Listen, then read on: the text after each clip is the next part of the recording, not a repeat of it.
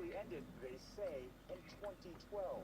But the Times reports that the $22 million program, which began in 2007, is still in existence. Just because we don't understand something, or just because we see an aircraft in the sky that doesn't show up on our radar, doesn't mean that it is in fact an alien spaceship.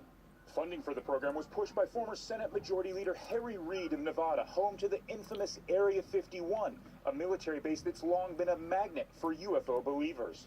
This is about science and national security, Senator Reid tweeted. If America doesn't take the lead in answering these questions, others will. And behind it all, a mysterious billionaire. Most of the funding money going to a friend of Reid's, Robert Bigelow, who founded his own aerospace company, telling 60 Minutes he's a true believer. There has been and is an existing presence, an ET presence. Now, Hallie, we wanted to reach out to everyone on this story, potentially reach out to aliens. Alas, my sourcing doesn't extend to non-terrestrial matters. But we should have gotten a comment from them. We should have gotten a comment. Come on, man. Wait, but in all seriousness, there are some real questions about this, right? So number one, I think, is the national security link that at least Harry Reid and others have relied on for why this program even exists, right?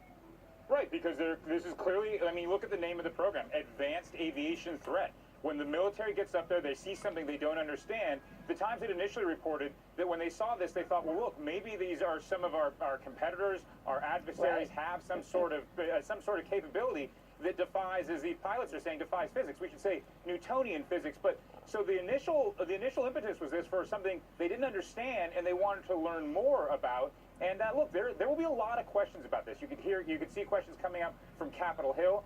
For any of the sailors and pilots that were on the USS Nimitz in 2004, if this stuff became a bit of a legend on that aircraft carrier, there are a lot of sources that could potentially be talking. I suspect this is going to get a lot more attention.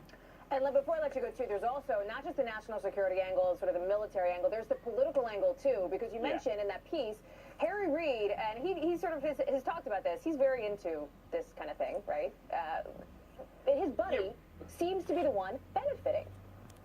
So Robert Bigelow, billionaire aerospace magnate, has a lot of interest. He's spent a lot of his own money. He got some of the $22 million that was part of this program as he's tried to get to the bottom of this.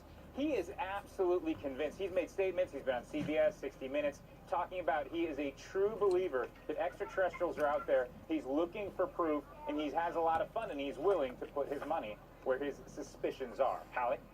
All right, Hans Nichols at the Pentagon with that story. Hans, your reporting is always out of this world.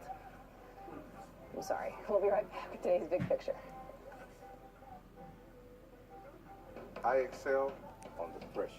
I excel at standing out.